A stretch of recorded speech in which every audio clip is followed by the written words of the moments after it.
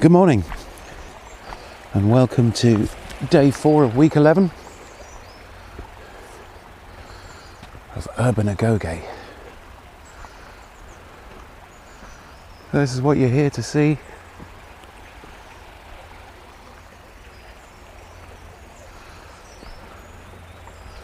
Little wagtails.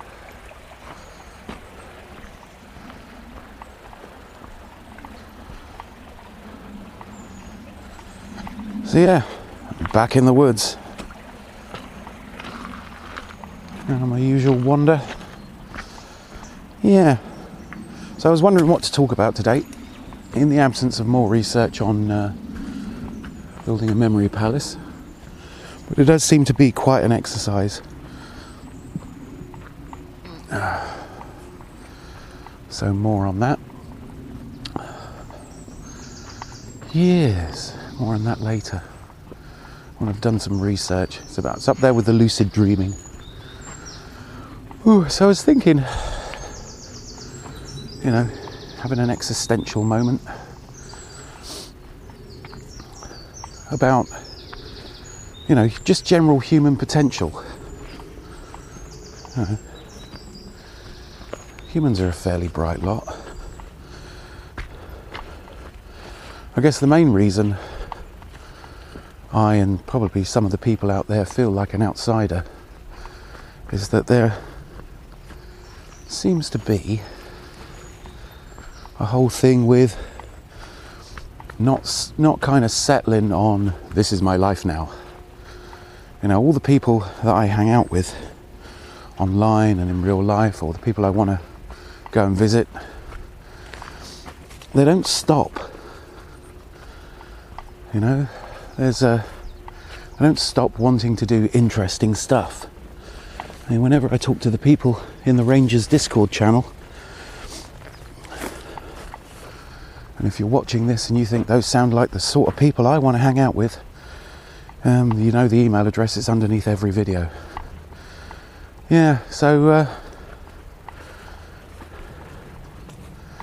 they all continue to create or adapt stuff to suit their desires or needs, or what they want to achieve with stuff, or thoughts or ideas. And it's just, you look at the rest of humanity, because those people are definitely in a minority, but you look at the rest of humanity and they've just gone, I've learned enough, now I will just trudge on with my life. And all the interesting people carry on tinkering with things, or adjusting stuff, or coming up with new ways of doing things. No two of the people that I like to hang out with are interested in exactly the same stuff.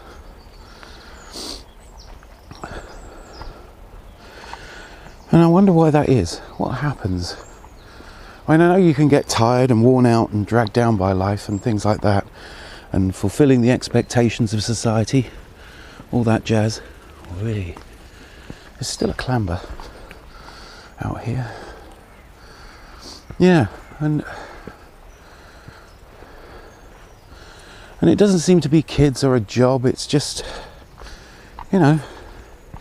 giving up, almost. And those people always look pretty together.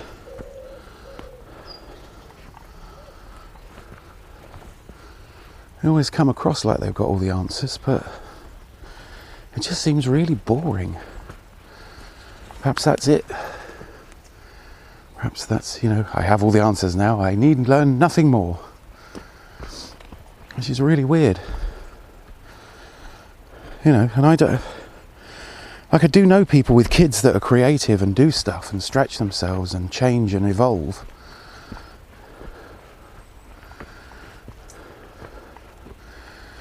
I don't know whether that's anything to do with being an atheist, but because none of those people, as far as I know, are particularly religious. It's just very weird. Very weird. I may be wrong. I mean, trying to imagine being of a religious mien, I suppose it takes care of the whys and the what ifs and the what else is going on out there. But most, religions seem to be of the know your place variety. It's like, know your place, be happy with your lot. After all this drudgery, it will all be paradise. Blah de blah de blah. And it seems, if you're all going to be looking for answers to some sort of super being,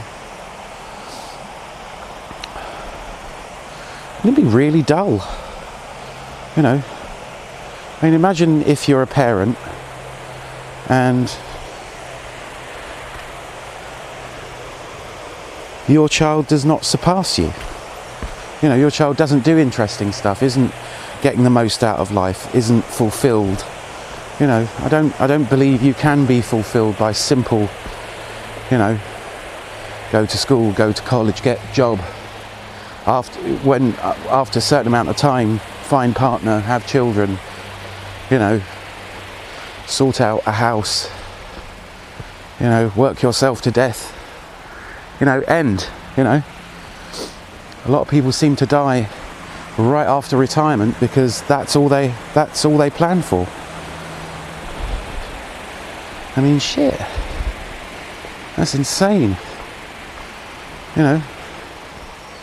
Maybe I'm a bit too new experience and new thought oriented. Perhaps that's the problem. Perhaps I'm not content to just sit there. I mean, I could be sitting in my house right now watching TV and eating Cheetos.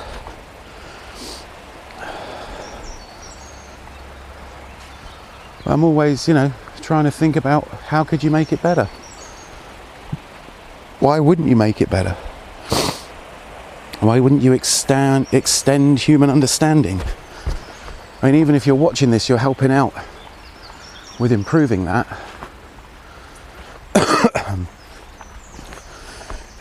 We're extending human understanding. We're doing it without there being really a book. There is no 500-page book which you can buy. There is no t-shirt which you can buy and feel like you're part of the gang. You're part of the gang if you're watching. If you're watching this far into Urban Agoge, and if you've just tuned in, go back, check it out. But we are expanding the bounds of human understanding a little bit.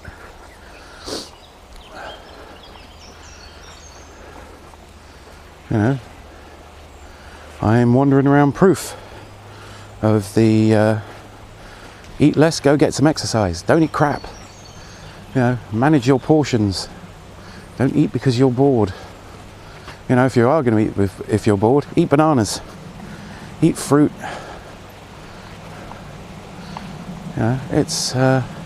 And you will be healthier and better, and you will get up earlier, and you'll have loads more energy. I've got so much energy right now. There's so much to do.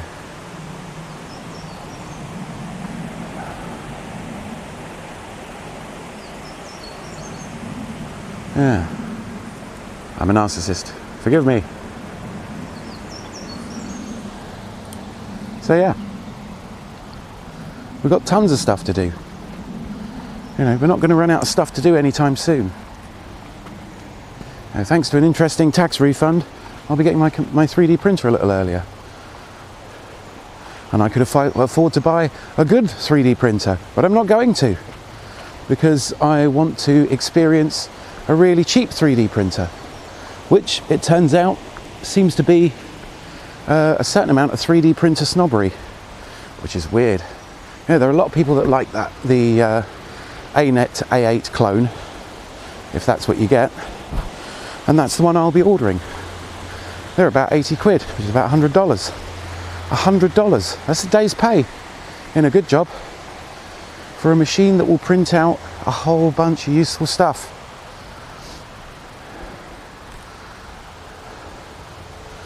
You know, they're finally here. You know, I don't understand why everybody doesn't have one. I really don't.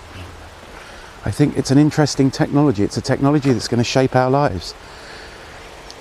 If we can work out how to recycle stuff, I mean, if the corresponding technology, as in the machine that makes feedstock, becomes cheaper,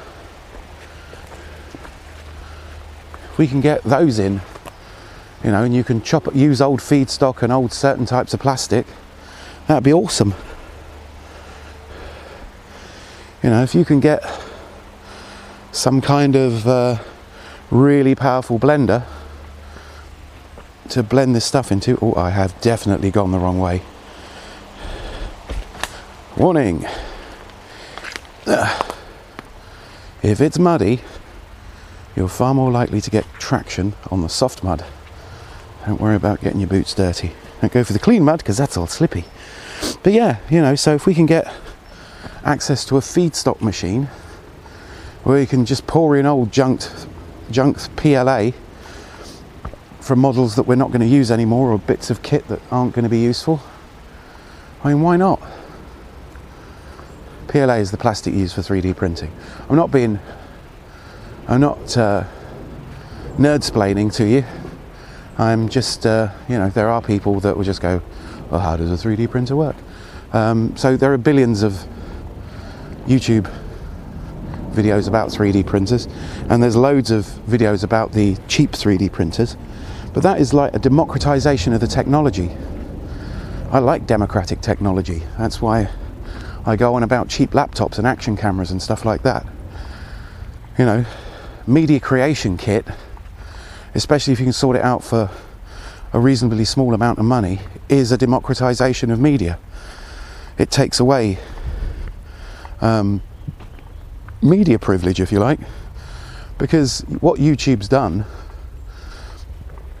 and I don't think it intended to, was basically take away all the gatekeeping to being able to communicate with people all over the world. And I find it astonishing and extremely humbling. You know, when I get messages from different parts of the world, when I get messages from people whose first language is not English, it's humbling. That person is speaking an entirely different language, well, I might add, better than some people I work with that are English, with a level of understanding of the language that's just mind-blowing, which is one of the reasons I intend to learn another language, because why not? It's rude not to. So yeah, so you democratize media, you know, then you democratize production. You know, if I can buy a printer that prints stuff in 3D in plastic, you know, why not produce laser cut stuff? Why not get a laser cutter? How expensive are they? How easy to use are they? What software do they use? You know, it's just mind-boggling. It's really incredible.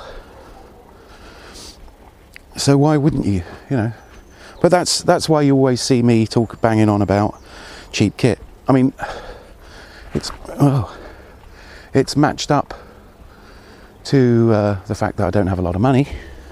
That's definitely the case. But there are people reviewing stuff that you're never going to be able to get. It's far more interesting to review things and talk about bits of technology and what they can do for you when they're open to as wide a bunch of people as possible. You know, I think about what's available to people.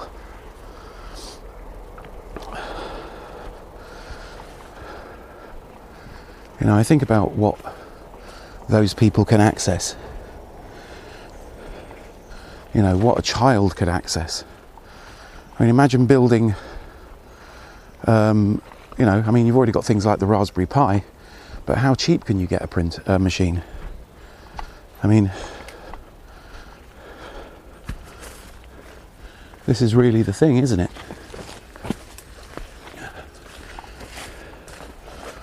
I reckon you could probably build a Raspberry Pi machine for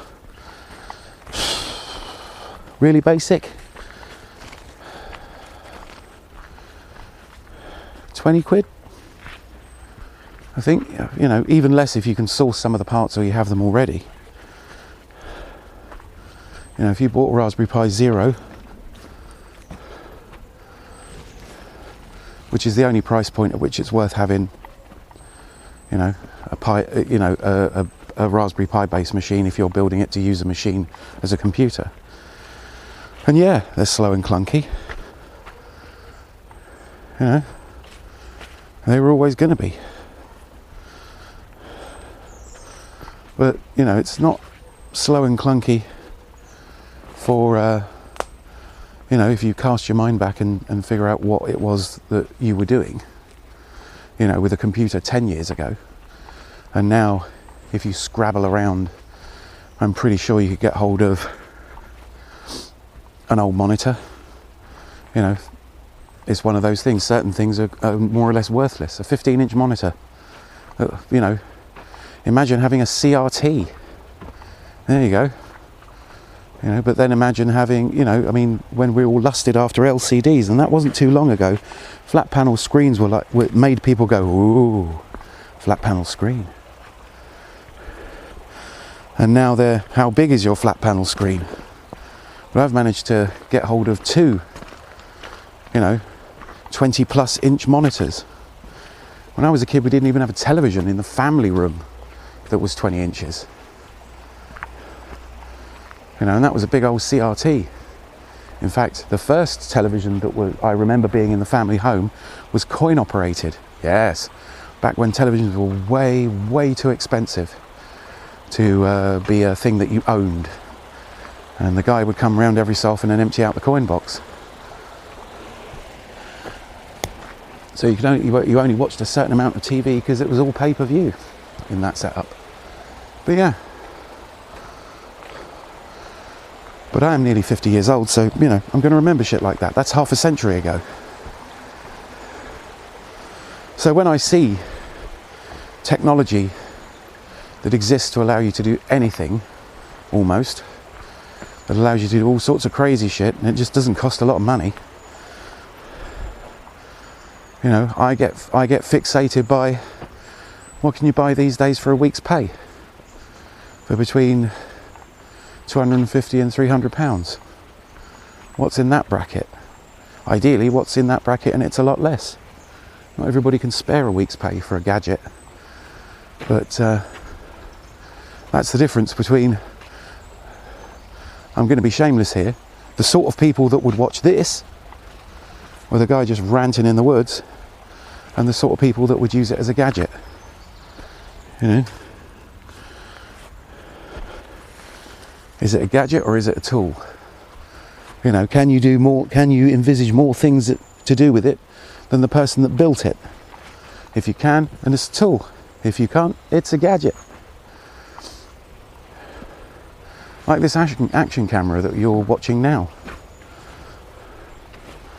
Originally the idea of an action camera was something that cyclists could bolt to their heads as a recorder, or people doing parachute jumps or bungee jumps or activities, you know, your sport guys, and they built in, you know, as simple and rugged a feature set as possible for, you know, wealthy young people to dive out of aeroplanes with. And what have we got now? You know, a bunch of people realised that, you know, oh, if it had just this feature on it and it wasn't a fisheye lens image, I could do YouTube videos with it, and then I don't have to buy £500 worth of video camera. I can buy £40 worth of video camera. It's that, you know. And that's a kind of hacking.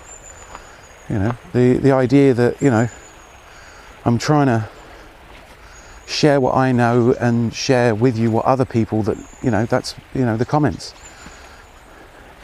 And basically see if we can pool what we know, and we can pool our time for experimentation. And I'm going to do it, you know. Hey, Digital Whiskey's actually feeling fine, which is good. Hi Digital Whiskey, there's our shout out section. And Zoo Echoes has taken the first steps in doing the Army Fitness program. You know? Harlequin is already about the same stage as me. He's out there running and doing his thing. This is whilst he qualified with all sorts of cool skills. It's like we're pooling that information. Our experiences will be pooled, and you know, we'll be on the internet for as long as we've got access to that, so that other people can go, right, okay, you know, we need to start, you know, getting people together that don't put "I can't" in front of other sentences, because they know they bloody well can. Those are the most interesting people I know. They don't think "I can't," they think "how do I? How do I do that? How do I access that technology? How do I access that information? Can we validate it in some way? Can we do more interesting stuff?" And that's what this whole thing is about. That's what Rangers TV was always about. If you want to check that out, it's Rangers Tube on YouTube. And that's what the concept of the Church of Server was about. You know, the idea is like, what motivation do you need? As well as certain inalienable facts. But I don't want to die thinking, you know, I didn't do stuff because I thought I couldn't. I can't. Bollocks to that. And I wish I'd had that sort of mental paradigm shift earlier. And if you're younger than me, this is me shortcutting you to that point.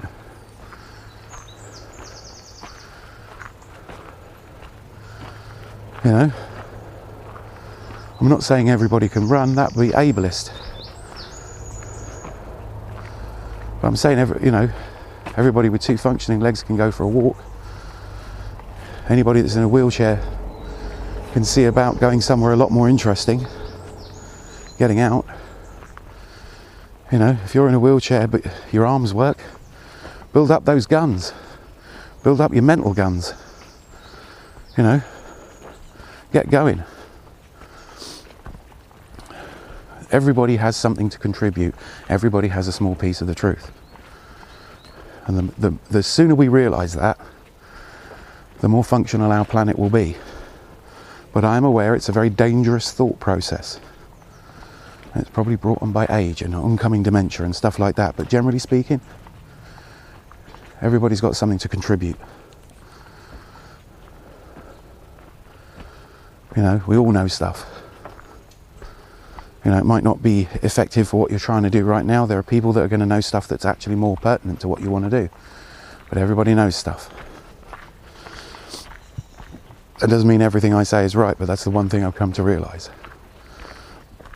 So we need to if we include everybody, I think that solves a lot of problems.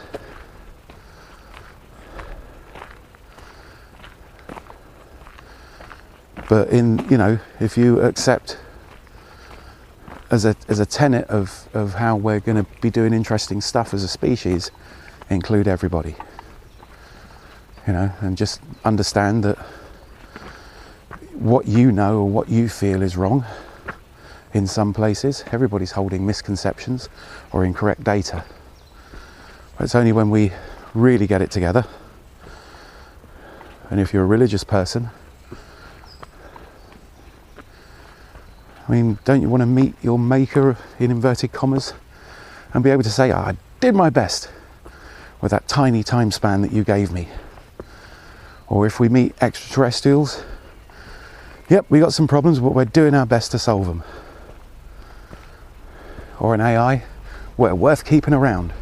You see where I'm going with this? There's no downside. But first you've got to do the internal struggle, which is the true meaning of the word jihad, much as the right-wing press would like to use it for other means. You know, the internal struggle. Get to a point of focus so you're competent, and then share that. It's not hard. Not exactly the most complicated thing in the universe. And then find stuff you're interested in. Push boundaries, do things, create. It's what we're good at. It's why we as a species are all over the planet. There's very few places on Earth where there aren't any humans. And now we've got to make it so that there's very few habitable worlds or inhospitable places, or rocks in the solar system or in the universe that you couldn't put a human who had enough intelligence and technology to be there? Why not? Why would you not own a 3D printer? Why would you not own a first-person view flying drone? Why would you not own a computer? Why would you not go on the internet? Why would you not learn stuff? So that's why, human potential, we're better than this. We're better than what we've got. And the sooner we realise that, the sooner we can work on getting it better. Go and watch some Star Trek Next Generation. Do that. Don't watch Babylon 5. That kind of implies that we're never going to get better at being humans than we are now. That's rubbish. Star Trek at least pointed out that we could be a lot better off. And that's where I'm going to leave it today. In the beautiful woodland. Lovely, isn't it? Even though it's been raining, and it probably is raining right now a little bit. So yeah, I'm going to leave it there. That was my ramble. It's kind of an important one. I need to figure out how to just chop this down into like 2 paragraphs of, stuff, so that we can pass that out or put it on a sticker, put it all over the place and start our own little internalized revolution. The revolution is internal. So thanks for watching. Do take care.